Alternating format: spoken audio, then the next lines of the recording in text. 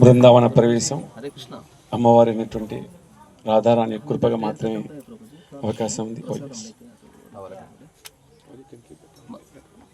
मधुनिमा प्रभु विजय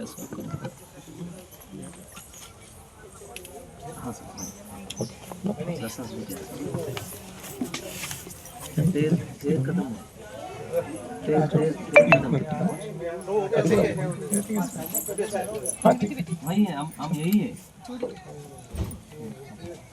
हाँ हाँ हाँ हाँ आए तो यही देखे। आप कहाँ तक आए? कितना टाइम लगेगा?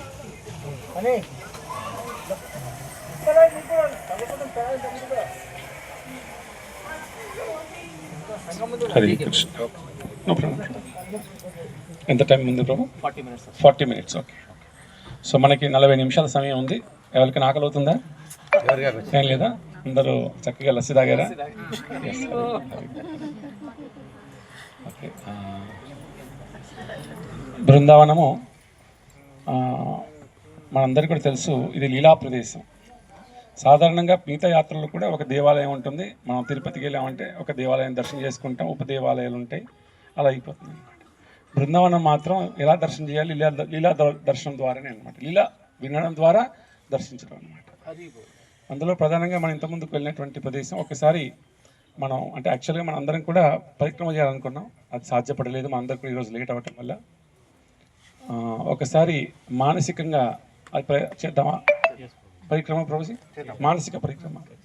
అందరు చాలామంది డివోటీస్ కొంచెం బాధపడ్డారు కూడా, ప్రభుజీ మేము ఎప్పటి నుంచి అనుకున్నాం అసలు పరిక్రమ చేయాలనుకున్నాం, మనం ఏది బర్సానాని చేయలేకపోయాం అన్నారు. అందులో అన్నీ కాకుండా కొన్ని ముఖ్యమైనటువంటి ఘట్టాలు, ఆ ప్రదేశాలు మానసికంగా దర్శనం చేద్దాం ప్రభుజీ. మీ అందరికీ ఒక విన్నపం ఏంటంటే, మామూలుగా వచ్చాం, ఇప్పుడు అమ్మవారిని దర్శించాం, రాధాకృష్ణ దర్శించామా? దర్శించిన తర్వాత వచ్చామంటే కనుక మర్చిపోవడం కాదు, అది ఏం చేయాలంటే మీరు ఫోటో ఫ్రీజ్ చేయాలన్నమాట. ఏం చేయాలి రోజు? ఆ ఫోటోని ఆ టెంపుల్, ఆ మెట్ల నుంచి ఎక్కుతున్నాం మనం, ఎక్కేసి మళ్ళీ ఇంకొక మెట్లు వచ్చేసింది, ఇంకొక ద్వారం వచ్చేసింది, ఆ లోపలికి వెళ్ళాము.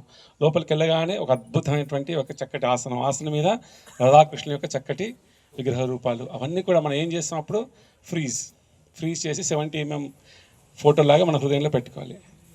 ఇక్కడ చూసి దర్శించాము, మళ్ళీ ఆ ఫోటో ఏం చేస్తున్నాం? ఎప్పుడు కూడా మానసికంగా దర్శనం